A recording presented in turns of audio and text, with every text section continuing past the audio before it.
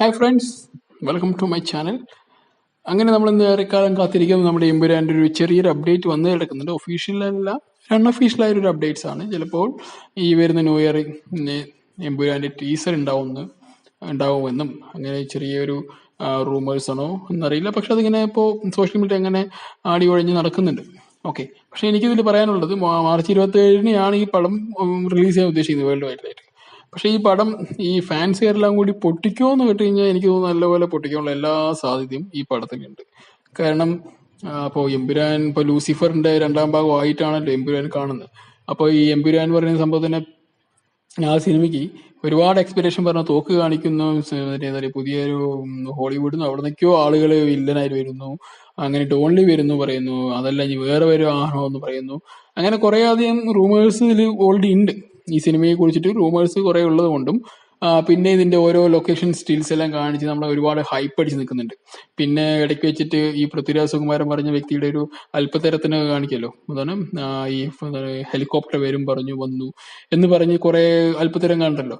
ഈ സംഭവം പൃഥ്വിരാജ് സുകുമാരൻ പറഞ്ഞ വ്യക്തി ലൂസിഫർ ചെയ്തതിന്റെ ഒരു ഒറ്റ വാക്കി പറയുകയാണെങ്കിൽ പഴയ വിഞ്ഞത്ത് പുതിയ കുപ്പിയാക്കി എന്ന് പറയുന്ന രീതിയേ ഉള്ളൂ. ഓക്കെ, പിന്നെ ഈ കഥയും കാതലായിട്ട് ഒരു വലിയ കാര്യമുള്ളതെന്നായിട്ട് എനിക്ക് തോന്നിയിട്ടില്ല. പക്ഷെ എന്നിരുന്നാലും പടത്തിന്റെ ആ ഒരു എന്താ പറയുക, ഒരു ഫ്രഷ്നെസ് എന്ന് പറയാൻ പറ്റുന്ന രീതിയിലല്ല, ഒരു ക്രിയേറ്റീവ് ആയിട്ട് ഇറങ്ങുമ്പോൾ കുറച്ച് ആസ് യൂഷ്വൽ നിൽക്കാതെ തന്നെ ഒരു എന്താ പറയുക, നമ്മുടെ പുലിമുരുകന്റെ ഒരു എന്താ പറയുക പ്രോ വേർഷൻ പറയുന്ന രീതിയിലേക്കാണ് സത്യത്തിൽ പറഞ്ഞത് ഇതൊരു എനിക്ക് ലൂസിഫറിന് തോന്നിയത്. പുലിമുരുകന്റെ ഒരു പ്രൊവിഷൻ, പുലിമുരുകൻ പണ്ട് കണ്ടപ്പോൾ എനിക്ക് നമ്മളൊക്കെ കാണുമ്പോൾ വലിയ ഹാന ഹൂന പറയാറുണ്ട്. പക്ഷെ ഇത് കുറെ കഴിഞ്ഞപ്പോഴാണ് ഒരു പ്രാവശ്യം കണ്ടതിന് മതിയായി. കാരണം അതിനുശേഷം നമുക്ക് പടം ലോജിക്കലി ഒരു നോട്ട് എ ഗുഡ് എനിമോർ. പക്ഷെ ഇത് ഈ എമ്പുരാൻ പറയുന്ന സിനിമയും വളരെയധികം പ്രതീക്ഷകൾ വാനോളം നിൽക്കുന്നത് കൊണ്ട് ഈ പടം 8 നിലയിൽ പൊട്ടിക്കാനുള്ള എല്ലാ എന്താ പറയാ ചേരുവകളും ചേർത്തുകൊണ്ട് നമ്മുടെ ഫാൻസുകാർ ആദ്യ ഷോ കണ്ടിറങ്ങും. ഓക്കെ, ഇതിനുശേഷം പറയും എമ്പുരാൻ എന്താ പറയുക, ലാലേട്ടന്റെ മുടി അനങ്ങിയിട്ടില്ല, ലാലേട്ടന്റെ മൂക്ക് എന്താണ് ചീറ്റിപ്പോയി, ലാലേട്ടന്റെ മറ്റേ ലാലേട്ടൻ എന്നല്ല പറഞ്ഞു. സാധാരണ ഈ മോഹൻലാൽ എപ്പോഴും ലാലേട്ടനായെന്ന് അറിയില്ല. എന്നാലും മോഹൻലാലിന്റെ ഇതാണെങ്കില് മോഹൻലാലിന്റെ പഞ്ചില്ലായിരുന്നു, മോഹൻലാലിന് കുറച്ച് ഇതായി പോയി, മറ്റേ എന്താണ് വില്ലൻ വന്ന് കവർ ചെയ്തു, പിന്നെ ആസ് യൂഷ്വൽ മോഹൻലാൽ തന്നെയാണ്. അങ്ങനെ അങ്ങനെ അങ്ങനെ കുറെ അധികം ഇങ്ങനെ പറയാൻ വേണ്ടി കുറെ ആളുകള്. പിന്നെ ആദിഷോ കഴിയുമ്പോൾ തന്നെ ആദിഷോ കഴിഞ്ഞ് എന്താ പറയാ, കഴിഞ്ഞ് അവരിറങ്ങി പുറത്ത് ചായ കുടിക്കുന്ന സമയം കൊണ്ട് തന്നെ സിനിമ 500 കോടി കടന്നു പറയും. ഇങ്ങനെ കുറെ അല്പന്മാരുണ്ട് ഈ നാട്ടിൽ. അപ്പൊ അതുകൊണ്ട് ഈ പടം എങ്ങനെ പൊട്ടിക്കാൻ പറ്റും നോക്കുന്ന അത് വളരെ ഡീസന്റ് ആയിട്ട് ഇവന്മാര് പൊട്ടിച്ച് കൈ തരും. ഓക്കെ, ഇതിൽ അതിന്റെ അപ്പുറത്തേക്ക് ഇതൊന്നും പറയാനില്ല. മോഹൻലാൽ എന്ന ആക്ടർ മരിച്ചിട്ട് ഇപ്പൊ ഒരു താരം മാത്രമേ ഉള്ളൂ എന്നാണ് നമ്മൾ മനസ്സിലാക്കിയത്. ആക്ടറൊക്കെ പോയി കുറെ കാലമായിരുന്നു പോയി. അതുകൊണ്ട് തന്നെ എന്താ പറയാ, ഇടയ്ക്കിടയ്ക്ക് മിന്നി മാഞ്ഞു വന്നതാണ് ദൃശ്യത്തിലൊക്കെ. അതിനുശേഷം പിന്നെയൊന്നുമില്ല. പിന്നെ ഈ വരുന്ന എല്ലാ സിനിമകളും ഇപ്പോൾ എന്താ പറയുക, നിലനിടാതെ അങ്ങനെ പറന്ന് നടക്കുന്നതുകൊണ്ട് ഒന്നും പറയാനുമില്ല. കാരണം ഇപ്പോ നമ്മുടെ ഏതാണ് ഈ അടുത്ത ഇറങ്ങിയൊരു പടം വന്നിച്ച് പൊട്ടിയൊരു പടം ഉണ്ടല്ലോ, നമ്മുടെ മലൈക്കോട്ടെ വാലിബൻ. സത്യം പറഞ്ഞാൽ മലൈക്കോട്ടെ വാലിബൻ ഒരു നമ്മൾ ഈ അതിനൊരു എക്സ്പിരേഷൻ കൊണ്ടുകൊണ്ട് മാത്രം നമുക്ക് ആ പടം എന്താ പറയാ നമ്മൾക്ക് ദഹിക്കാണ്ട് പോയെന്നാണ് എനിക്ക് തോന്നുന്നത്. കാരണം ലിജോ ജോസ് പല്ലിശ്ശേരി പറഞ്ഞ ആളുടെ ഒരു കാഴ്ചപ്പാടിലൂടെയാണ് സിനിമ നമ്മൾ പോകുന്നുണ്ടെങ്കിൽ അത് ആ രീതിയിൽ പടം ബ്രില്യൻസ് ആയിട്ടാണ് എനിക്ക് തോന്നിയത്. കാരണം ഇപ്പൊ അതേ രീതിയിൽ പറയുകയാണെങ്കിൽ ഇപ്പൊ മോഹൻലാലിനെ ഇട്ടിരിക്കുന്ന ഈ മലൈക്കോട്ടെ വാലിബലിനെ എടുത്തിട്ട് നേരെ ഇദ്ദേഹത്തിന് കൊണ്ട് നമ്മുടെ നൻപകൽ നേരത്ത് മയക്കം അതിൽ കൊണ്ട് മോഹൻലാൽ ഇട്ടാലും ഈ പടം മോഹൻലാൽ ഇട്ടത് കൊണ്ട് മാത്രമേ നൻപകൽ നേരത്ത് മയക്കം പൊട്ടും. കാരണം ഈ പ്രേക്ഷകർ എന്ന് പറഞ്ഞ വ്യക്തികൾ, ഇല്ലെങ്കിൽ മോഹൻലാലിനെ അന്ധമായി ആഗ്രഹിക്കുന്നതിന് കാണുന്ന കുറെ വ്യക്തികളുണ്ടല്ലോ. അവർക്ക് മോഹൻലാലിനെ കാണാൻ മറ്റേ മീശ വിരിക്കുന്നതും മുണ്ടൂരി തല്ലുന്നതും മറ്റേ മുണ്ടിന്റെ കയറ് പിടിച്ചിട്ട് പൊക്കി കെട്ടുന്നതും ഇടയിൽ കൂടെ എന്താ പറയാ മറ്റേ മാസ് നടക്കുന്നതും ഈ തന്നെ ചെയ്യുന്നതിനെ കാണിക്കാൻ വേണ്ടി മാത്രം വരുന്ന കുറെ ആളുകളുണ്ട്. അങ്ങനെയുള്ള ഒരു കാണി ഈ പടം ഒരിക്കലും ദഹിക്കാണ്ടിരിക്കുന്നത്. അപ്പൊ അതുകൊണ്ട് തന്നെ മലയക്കോട്ട് വാലിബൻ നമുക്ക് കാണാൻ പറ്റുന്നുള്ളൂ. അറ്റ്ലീസ്റ്റ് വൺ ടൈം വാച്ചബിൾ ആണ്. കാരണം അത്രയും മോശപ്പെട്ട സിനിമയൊന്നും അല്ല. പക്ഷെ അതിന്റെ ഒരു ക്രിയേറ്റീവ് ആയിട്ട് അദ്ദേഹത്തിന്റെ ഒരു ക്ലാസിക് മൂവ്മെന്റിലേക്ക് എടുത്തു. അത് നല്ല രീതിയിൽ ഫ്രഷ്നെസ് ആയിട്ട് കുറെ സ്ക്രീനിങ് അതൊക്കെ ഭയങ്കര രസമായിരുന്നു. പക്ഷെ അത് പറയുന്ന രീതിയൊക്കെ ഒരു വ്യത്യസ്തമായിരുന്നു. പക്ഷെ അത് എല്ലാവർക്കും ദഹിക്കാൻ പറ്റില്ല. അത് കണ്ടവന്മാരൊക്കെ പറഞ്ഞു അടുത്ത പോലെ അറ്റത മറിച്ചാണ് നീട്ടിക്കൊണ്ട് ലാലേട്ടനെ കൊണ്ട് മറ്റേ മോഹൻലാലിനെ കൊണ്ട് ഇങ്ങനെ ഒരു സിനിമ കൊടുത്തു. എന്താ പറയാ, എന്താ പറയാ, അതിനുശേഷം മോഹൻലാലിനെ നേരെ ഉപയോഗിച്ചില്ല. എന്നെ സംബന്ധിച്ചിടത്തോളം എനിക്ക് മോഹൻലാൽ എന്ന വ്യക്തി അതിൽ അത്യാവശ്യം സാധാരണ റോളിൽ നിന്നും ഒരു വ്യത്യസ്തമായ രീതിയിലേക്ക് അദ്ദേഹം അഭിനയിച്ചിട്ടുണ്ട്. കുറേ കാലങ്ങളിൽ ഒരു താരത്തിനെ മാറ്റി നിർത്തി അദ്ദേഹം താരം മാത്രം ഉപയോഗിച്ചിരുന്ന ഒരു സിനിമ ഒരു പ്ലോട്ടിൽ നിന്ന് അദ്ദേഹത്തിന്റെ താരത്തിന് ചെറിയ രീതിയിൽ ഹൈപ്പ് രുചി കൊടുത്തിട്ട് അഭിനയ അഭിനയ ഒരു മികവുണ്ടല്ലോ അത് കൊണ്ടുവരാൻ വളരെ ശ്രദ്ധിച്ച ഒരു പടമായിരുന്നു എനിക്ക് ഈ മലക്കോട്ടെ വാല്യം തോന്നിയത്. കാരണം എൻ്റെ ഒരു കാഴ്ചപ്പാടും നിങ്ങളുടെ കാഴ്ചപ്പാടും രണ്ടാണ്. എനിക്കിപ്പോൾ എല്ലാ സിനിമകളും നിങ്ങൾക്ക് ദഹിക്കുന്ന സിനിമകളും നിങ്ങൾക്ക് ദഹിച്ചെന്ന് വരില്ല. അതുകൊണ്ട് തന്നെ ഈ എനിക്ക് അത്രയും എനിക്ക് കംഫർട്ടബിൾ ആയിരുന്നു ആ സിനിമ. എനിക്ക് അങ്ങനെ അതാണ് പ്രശ്നം. കാരണം ഈ പറഞ്ഞു വന്നത് ഈ മലയക്കോട്ടെ വാലുവിനാണെങ്കിലും ഇപ്പൊ മോഹൻലാൽ എവിടെ നിൽക്കുന്നോ അവിടെ നിന്നിട്ട് അവരെന്ത് ചെയ്യും, അവരുടെ പഴയ നരസിംഹമോ ഇല്ലെങ്കിൽ മറ്റേ രാവണപ്രഭുവോ അങ്ങനെയുള്ള കാര്യങ്ങളൊക്കെ പിന്നെയും കാണണം പറഞ്ഞേക്കും.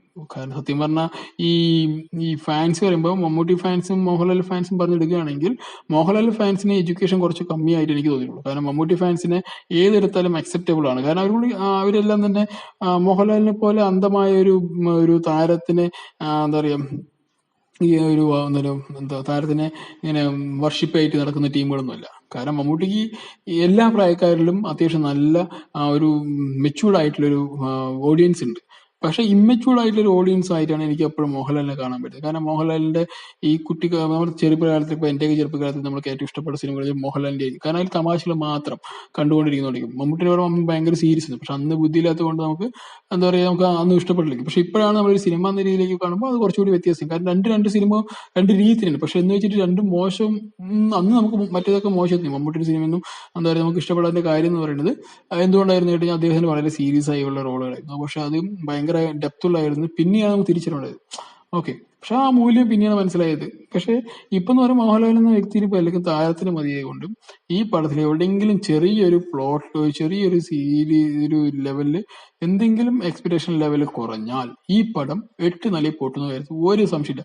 അതിൽ പൃഥ്വിരാജ് ചക്കയിട്ട് 3 മുയലിനെ കൊന്നുപോലെയാണ് അവസ്ഥ. കാരണം എന്ന് കഴിഞ്ഞാൽ അദ്ദേഹത്തിന്റെ ആദ്യ സിനിമ ലൂസിഫർ ആയിരുന്നു. അതിനുശേഷം ബ്രോഡാഡി ഒന്നും എന്തിനാ ബ്രോഡാഡി കേട്ടുന്ന ഒരു ഐഡിയ ഇല്ല. ബ്രോഡാഡിയിൽ എനിക്ക് ഇഷ്ടപ്പെട്ട മറ്റേ ഫ്രെയിംസ്, ഈ കളർ ഫ്രെയിംസ് ഇയാള് എന്താ പറയാ കൊണ്ടുവന്നൊരു ഒരു ടോൺസ് ഉണ്ട്, കളർ ടോൺസ് ഒക്കെ ആയിട്ട് ഈ ഡ്രസ്സിന്റെയും മറ്റേ കളർ ടോൺസ് ഒക്കെ ആയിട്ട് ഒരു ഫ്രെയിം മൊത്തം അതൊരു മാത്രം എനിക്ക് ഭയങ്കര ഇഷ്ടമായി. ബാക്കി എന്ന് പറഞ്ഞാൽ ബാക്കിയെല്ലാം ആസ് യൂഷ്വൽ ആണ്. ഒരു തല്ലിപ്പൊളി പടമായിട്ട് എനിക്ക് ബ്രോഡാഡി തോന്നിയിട്ടുള്ളൂ. വേറെ അങ്ങനെ വലിയ ഇതായിട്ടൊന്നും തോന്നിയിട്ടില്ല. പക്ഷെ ഈ ചക്കവീട് മോയത്ത് തന്നെയാണ് ഈ രണ്ട് പക്ഷെ ഉണ്ടായത്. ഇതിൽ ഈ എമ്പുരാൻ പറഞ്ഞ വളരെ ഹൈപ്പ് ഉള്ളതുകൊണ്ടും വലിയ ഇതുള്ളതുകൊണ്ടും ഈ പടം എങ്ങനെയായിരിക്കുന്നു ചിലപ്പോൾ വൺ ടൈം വാച്ചപ്പോഴാണ് പോലെ ഈ പടം എന്താ പറയാ ഒരു കുറച്ച് സമയം കൊണ്ട് ഓടാതിരിക്കും. കാരണം അത്രയും മാത്രം ഫാൻസിനെ അത്രയും മാത്രം ദഹിക്കാത്ത രീതിയിലേക്ക് ഈ വരും എന്താ പറയാ ഈ മോഹൻലാൽ ഫാൻസ് മാറിക്കൊണ്ടിരിക്കുന്നുണ്ട്. അപ്പൊ അതുകൊണ്ട് നമുക്കൊന്നും പറയാൻ പറ്റത്തില്ല.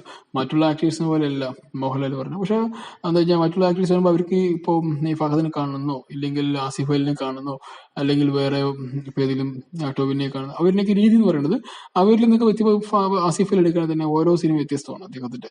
അപ്പൊ അദ്ദേഹത്തിനൊക്കെ ടേസ്റ്റ് മാറി. ഇപ്പൊ ഒരു പ്രത്യേക ജോണറിൽ ആളുകൾ മാത്രമല്ല അദ്ദേഹത്തിന് ഇഷ്ടപ്പെടുന്നത്, എല്ലാവരും ഇഷ്ടപ്പെടും. ഇപ്പൊ കിഷ്കിന്റെ കണ്ടത് ഇഷ്ടപ്പെട്ട വ്യക്തി ആയിരിക്കും ലെവൽ ക്രോസ് ഇഷ്ടപ്പെടുന്നത്. അപ്പൊ അദ്ദേഹത്തിന്റെ അതിൽ കുറെ വ്യൂവേഴ്സ് ഉണ്ട്. എന്ന് പറഞ്ഞാൽ മോഹൻലാലിനെ ഇപ്പൊ അങ്ങനെ പറയാൻ പറ്റില്ല. മോഹൻലാലിന്റെ എല്ലാ സിനിമ നോക്കുകയാണെങ്കിലും ഒരു ദൃശ്യം കഴിഞ്ഞാൽ പിന്നെ ഒരു സിനിമ ഇല്ല. പിന്നെ ലൂസിഫർ, പിന്നെ മുണ്ട് മടക്കുക, കുത്തുക, അടിക്കുക, മീശ പിരിക്കുക, ഇതന്നെ പരിപാടി. അപ്പൊ ഇത് തന്നെയാണ് കുറെ കാലങ്ങൾ കാണിക്കുന്നുണ്ട്. നമുക്കൊന്നും പറയാൻ പറ്റില്ല. കാരണം ഇതിൽ മീശ മുറുക്കാനുള്ള കുറേശ്ശേക്ക് ഇനി മീശ മുറുക്കുവോ ഇല്ലെന്നും അറിയില്ല. മീശ മുറുക്കി കഴിഞ്ഞാൽ വീണ്ടും അങ്ങനെ പഴയ ലാലേട്ടനോ പഴയ മോഹൻലാൽ തിരിച്ചു വന്നു, വീണ്ടും മോഹൻലാൽ തിരിച്ചു വന്നു. അങ്ങനെ പിന്നെ ഒരേ ഒരു രാജാവ്, പിന്നെ എന്താ പറയാ, പിന്നെ മണിക്കൂർ കൊണ്ട് 2000 കോടിയൊക്കെ പഠിക്കും. ഇങ്ങനെയൊക്കെ പറഞ്ഞുകൊണ്ട് മാത്രം ഈ സിനിമ പൊട്ടും, അല്ലെങ്കിൽ ആരാധകർ പൊട്ടിക്കും. അതിൽ 100% ഉറപ്പുണ്ട്. അപ്പൊ എന്തായാലും ജനുവരി 1 ഇവര് 12 o'clock ടീസർ പുറത്തിടും. അപ്പൊ അതിനുശേഷം വിളിക്കും നല്ലൊരു ആഘോഷിക്കാൻ കാണാൻ കുറെ വ്യൂവേഴ്സ് ഉണ്ടായിരിക്കും.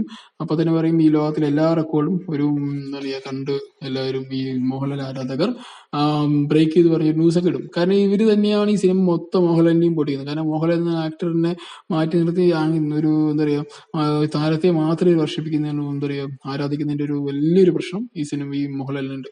ഇപ്പൊ ഇനി എന്താ അറിയില്ല. എന്തായാലും കാണാൻ പോണ പോരം കണ്ടു തീർക്കാം. അതിനു മുമ്പായിട്ട് ബറോസിലൂടെ നമുക്കൊരു ചെറിയൊരു അണിയെടുപ്പ് കൂടി നടക്കുമോ ഇല്ലയോ നോക്കാം. കാരണം മോഹൻലാലിനെ ഡയറക്ട് ചെയ്യുന്നതുകൊണ്ട് എന്താണ് അദ്ദേഹത്തിന്റെ മോഹൻലാൽ മാത്രമല്ല അതിനെ അസിസ്റ്റ് ചെയ്യാനായിട്ട് വേറെ ആളുകളൊക്കെ ഉണ്ട്, നമ്മുടെ മൈഡിൽ കുട്ടിച്ചത്തിലൊക്കെ വർക്ക് ചെയ്തിട്ടുള്ള കുറേ ടീംസൊക്കെ ഉണ്ടെന്ന് പറഞ്ഞിട്ട്.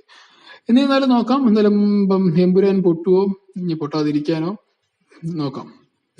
അപ്പൊ എന്തായാലും നിങ്ങൾക്ക് ഇതിനെ കുറിച്ച് നെഗറ്റീവ് പറയാൻ തോന്നും, കാരണം ഞാൻ ഒരിക്കലും മോഹൻലാലിനെ എതിർക്കാനും മമ്മൂട്ടിനെ ഇഷ്ടപ്പെടുന്നില്ല. അതാണ് ഫാക്ട്.